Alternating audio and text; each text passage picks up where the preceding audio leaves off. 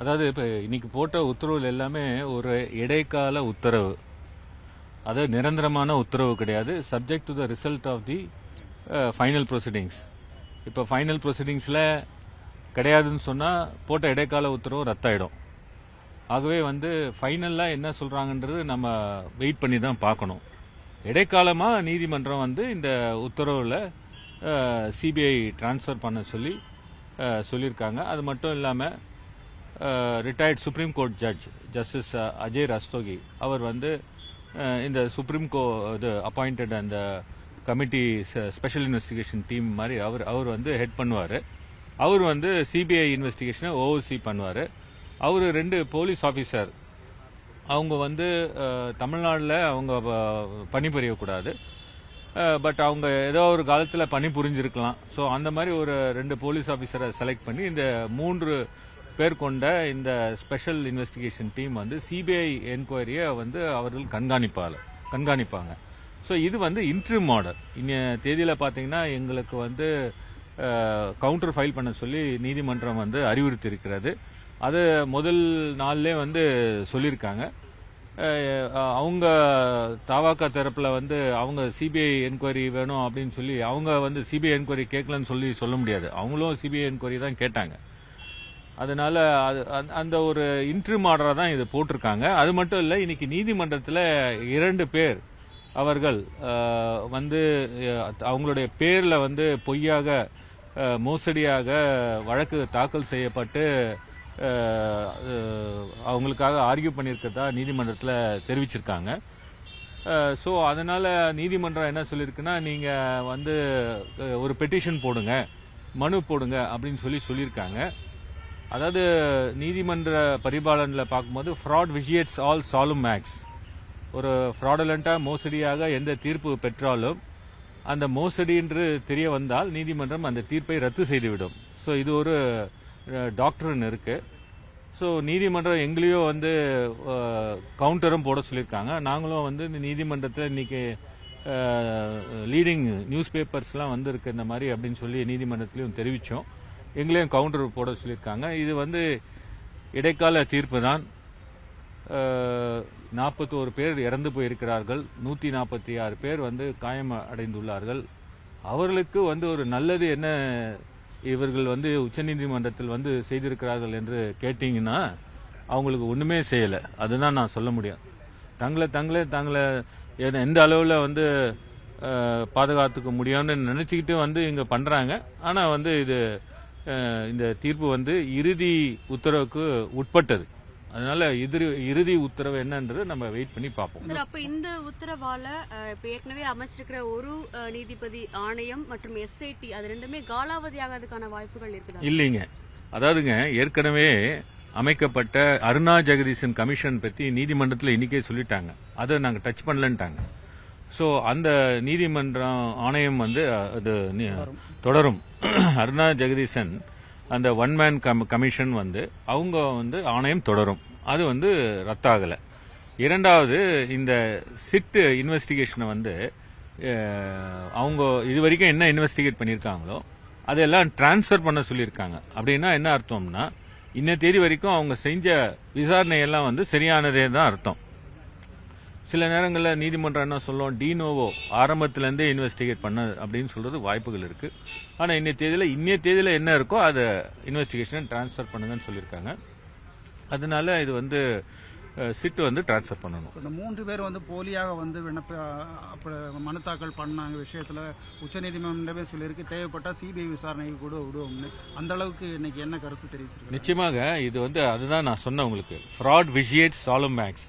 ஒரு மோசடியாக ஒரு தீர்ப்பை பெற்றால், இப்போ வில்சன் என்ற பேரில் ஒருத்தர் வழக்கு தாக்கல் செய்கிறார். நீதிமன்றம் விசாரிக்கிறது, நீதிமன்றமோ தீர்ப்பு அளிக்கிறது. ஆனால் வில்சன் நீதிமன்றத்தில் அப்படி ஒரு வழக்கு தாக்கல் செய்யவில்லை, இது என் பேரில் மோசடியாக தாக்கல் செய்யப்பட்டுள்ளது என்றால் நாளைக்கு நீதிமன்றம் அந்த தீர்ப்பை ரத்து செய்துவிடும். ஆகவே இன்று கொண்டாடி கொண்டிருக்கிறார்கள், அவர்கள் நினைத்துக் கொண்டிருக்கிறார்கள் நமக்கு பெரிய தீர்ப்பு வந்துவிட்டது என்று கொண்டாடி கொண்டிருக்கிறார்கள். அவளுக்கு தெரியட்டும், புரியட்டும், இது இந்த மாதிரி ஒரு பிரச்சனை இருக்கிறது, நீதிமன்றத்தில் வந்து சொல்லிட்டு போயிருக்காங்க, என்னன்றது விசாரிச்சு பார்க்கணும். சார், ஃப்ராடு பண்ணி மனுவை தாக்கல் பண்ணி ஒரு ஆர்டர் வாங்கியிருக்காங்க அப்படின்னு சொல்றீங்க. அந்த ஃப்ராடு பெட்டிஷனை எப்படி உச்சநீதிமன்ற நீதிபதிகள் ஏத்துக்கிட்டு ஒரு உத்தரவு போடுறாங்க? அவங்க மனுதாரர் சார்பிலேயே சொல்றாங்க, இன்னைக்கு எங்களுக்கு தெரியாமலேயே மனு தாக்கல் பண்ணிருக்காங்கன்னு இன்னைக்கு அவங்க சார்பிலேயே வழக்கறிஞர் சொல்றாரு. அதையே உச்சநீதிமன்ற நீதிபதிகள் கருத்தில் கொள்ளவில்லை. நீங்க வந்து கரெக்டா கேட்கறீங்க. நீதிமன்றம் வந்து இந்த விசாரணை நடக்கும் பொழுது 2 பேரும் வந்து வர்ச்சுவல்ல அப்பியர் ஆகியிருக்காங்க. அது நாங்களும் பார்த்தோம், அந்த ஸ்கிரீன்ல பார்த்தோம். நீதிமன்றத்திலையும் இந்த வழக்கு ஜட்ஜ்மெண்ட் சொன்ன பிறகு சொல்றாங்க, ஜட்ஜ்மெண்ட் சொன்ன பிறகு சொல்றாங்க. அதனால தான் நீதிமன்றம் என்ன சொல்லுது, சரி நான் சொல்லிட்டேன், நீங்க மனுவை கொடுங்க, நான் விசாரிச்சு மோசடியா இருந்தா அதுக்குள்ள நடவடிக்கை எடுக்கிறேன். நடவடிக்கைன்றது மோசடி செய்தவர்களையும் பாதிக்கும், தீர்ப்பையும் பாதிக்கும். அதனால இந்த தீர்ப்புன்றது வந்து இன்டர்ம் ஆர்டர் மட்டும் இல்லாமல் இந்த ஃப்ராட் விஷியேட் சாலம் ஆக்ட்ஸ் நான் சொல்றேன், அந்த டாக்டரின்ல நாளைக்கு மோசடியாக தீர்ப்பு பெறப்பட்டது என்று தெரிந்தால் நீதிமன்றம் அதன் வித்ட்ரா பண்றது கூட வாய்ப்புகள் உள்ளது. இதுக்கு முன்னாடி இது மாதிரி மோசடியாக மனுக்கள் வழக்குகள் உச்சநீதிமன்றத்தில் தாக்கல் செய்யப்பட்டு அவங்க மேல எல்லாம் என்ன மாதிரியான நடவடிக்கைகளை உச்சநீதிமன்றம் எடுத்து நிச்சயமாக அவங்கள எடுக்கிறது வாய்ப்பு இருக்கு. கிரிமினல் கேஸ் மட்டும் இல்லங்க, அவங்கள ஜெயில அனுப்பலாம், அந்த தீர்ப்பும் ரத்தாகும். இது வந்து உச்சநீதிமன்றம் மட்டும் இல்லைங்க, எல்லா நீதிமன்றங்களும் இது வந்து கடைபிடிக்கின்றன. ஆகவே வந்து இது பொறுத்திருந்து பார்ப்போம். 2 பேர் வந்திருக்கிறார்கள், சொல்லியிருக்கிறார்கள். அவருக்காக ஒரு மூத்த வழக்கறிஞர் கூட நீதிமன்றத்தில் வந்து சொல்லியிருக்காங்க.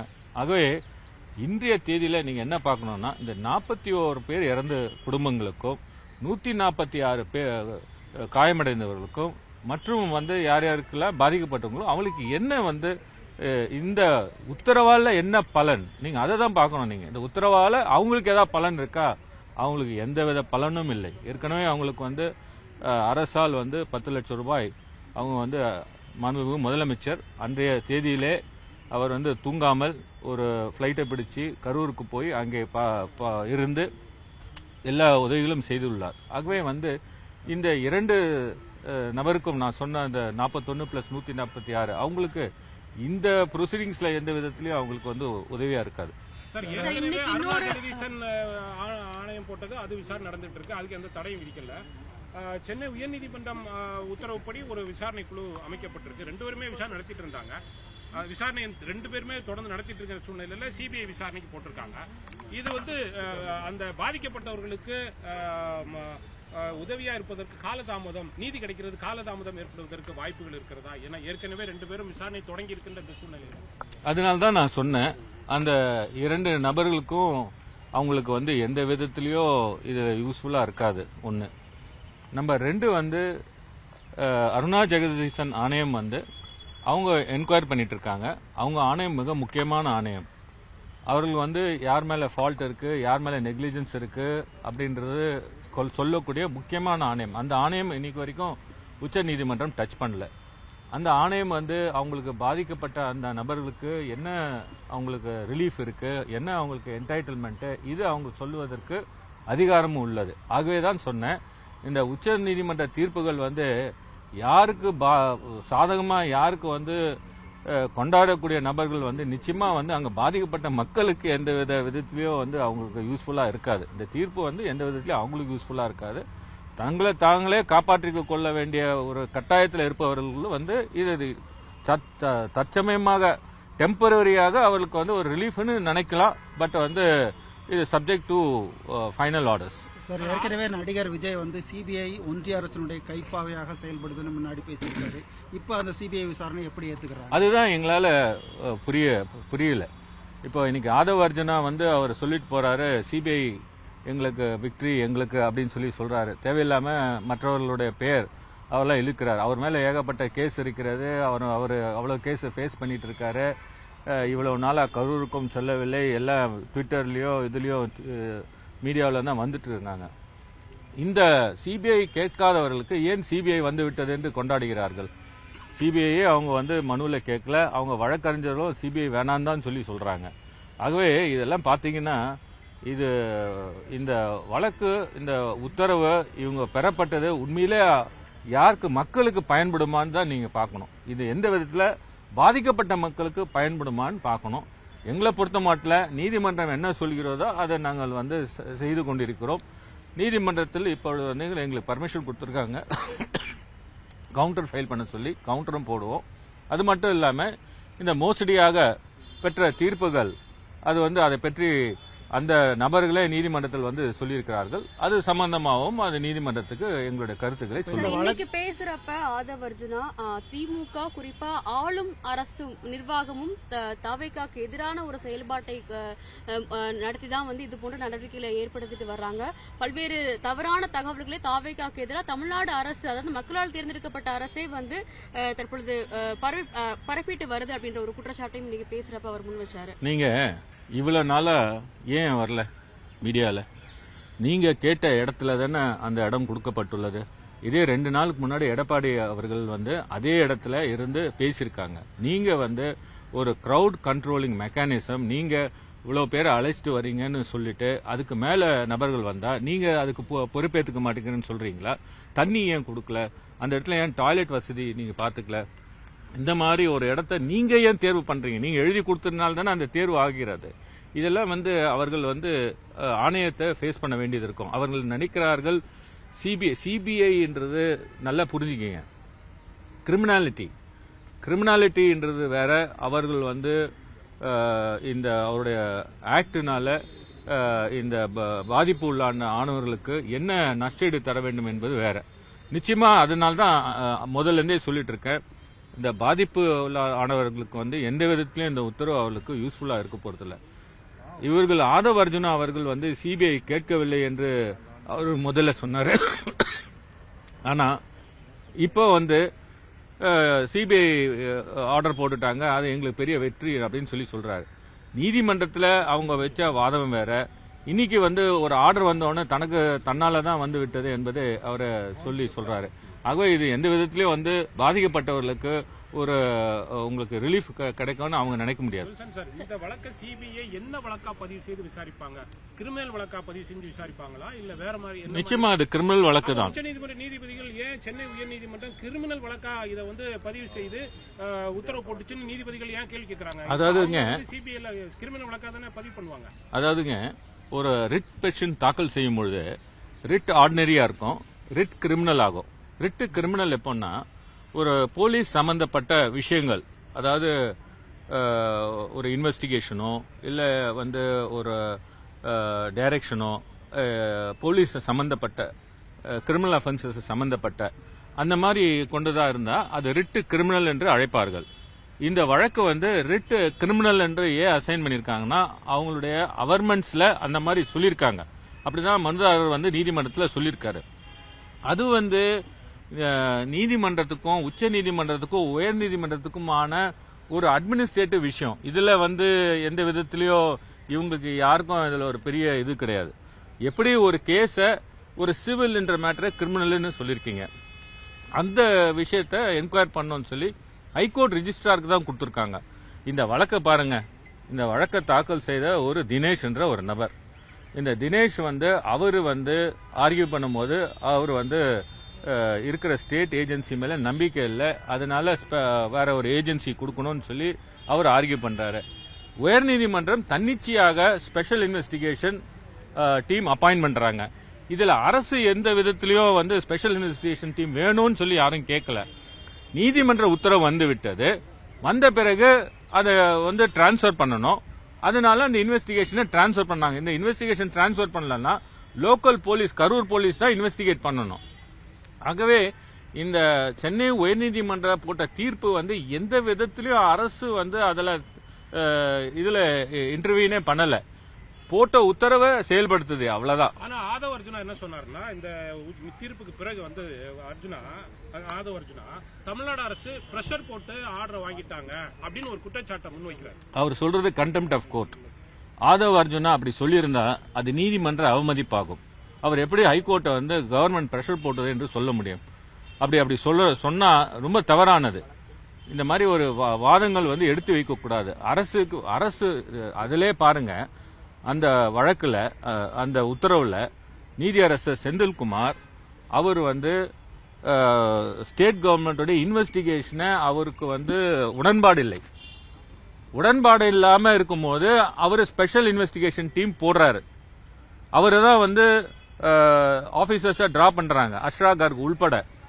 அப்படி இருக்கிற பட்சத்தில் எப்படி வந்து உயர்நீதிமன்றத்தை வந்து இவர் அவதூறாக கூறுவார்? இவர் வந்து கூறுவது கண்டெம்ட் ஆஃப் கோர்ட். தயவு செய்து நீங்கள் அவர் கூறியதை வெளியிடாதீர்கள். வெளியிட்டீங்க என்றால் அது கண்டெம்ட் ஆஃப் கோர்ட்டுக்கு நீங்களும் உடன்படுவீர்கள். உயர்நீதிமன்றத்துல விஜய் வந்து எதிர்மனுதாரராக இல்ல இருந்த போதும் விஜய் மேல வந்து பல்வேறு கருத்துக்களை, விமர்சனங்களை சென்னை உயர்நீதிமன்ற நீதிபதி தீர்ப்புல போது கொடுத்தார் அப்படின்னு சொல்லிட்டு ஒரு குற்றச்சாட்டை நீதிமன்றத்திலையும் சொல்றாங்க. ஆனா ஆதவ அர்ஜுனா இங்க வந்து பேசும்போது இந்த வழக்குல சம்பந்தப்படாத முக அழகிரி வந்து மதுரையில அப்படி இருந்தாரு, இப்படி இருந்தாரு, இப்போ எல்லாமே சரியாயிடுச்சு அப்படின்லாம் வந்து பேசுறாரு. அது சரியானதா? அதுதான் சொல்றேன். ஆதவ அர்ஜுனா அவருக்கு வந்து வாய்க்கு வந்தபடி பேசிக் கொண்டிருக்கிறார். அவர் வந்து கூறியதெல்லாம் நீங்கள் தயவு செய்து போட்டியிடுங்கள் என்றால் இது கண்டெம்ட் ஆஃப் கோர்ட் ஆகிவிடும். ஏனால் ஒரு நீதிபதியை அவதூறாக பேசுவது உச்சநீதிமன்றம் தீர்ப்புகளில் நிறைய சொல்லியிருக்கு. அது கிரிமினல் கண்டெம்ட் ஆகிவிடும். ஆகவே வந்து அதை பற்றி நாம் ரொம்ப பேச வேண்டிய அவசியமில்லை. அவர் கூறியிருந்தால் அது தவறான ஒரு விஷயமாகும். அவர் வந்து பிரஷர் கொடுத்து தீர்ப்பு வாங்கப்பட்டது என்று அவதூறாக உயர்நீதிமன்றத்தை கூறுற அளவுக்கு அவர் சொல்வது வந்து ஏற்றுக்கொள்ள முடியாத ஒரு விஷயம். அவர் சொன்னது ஒரு contempt of court. Aadhav Arjuna வந்து சிபிஐ ஆதவ அர்ஜுனாவோ தமிழக வெற்றி கழகமோ வந்து நாங்க சிபிஐ விசாரணை கேட்கலன்றாங்க. மத்த 3 பேருமே வந்து முறைகேடாக பெட்டிஷன் ஃபைல் பண்ணாங்க. அவங்க சிபிஐ விசாரணை கேட்டாங்க. ஆனா அவங்க வழக்குல வந்து இந்த தீர்ப்பு வழங்கல. ஆனா உச்சநீதிமன்றம் சிபிஐ கேட்காத ஒரு வழக்குல வந்து எப்படி சிபிஐ இல்ல, இது எல்லாருமே சேர்ந்து எல்லா மனுக்களும் சேர்ந்து தான் காமனா ஜட்மெண்ட் போட்டிருக்கு. அதனால்தான் அந்த ஃப்ராட் விஜியேட் சாலம் ஆக்ட்ஸ் ஒரு தனிப்பட்ட முறையில் ஜட்மெண்ட் போட்டிருந்தா அந்த தனியா நிற்கும் அந்த ஜட்மெண்ட். பட் இதில் போடாத நபர்கள், நீதிமன்றத்துக்கு வராத நபர்கள் பேரில் தாக்கல் செய்யப்பட்ட ஒரு வழக்கு அது தீர்ப்பு ஆகியுள்ளதால் இந்த கான்செப்ட், இந்த டாக்டரின் அப்ளை ஆகும். எனிவே நீதிமன்றம் வந்து அதுக்கு ஒரு பர்மிஷன் கொடுத்திருக்காங்க.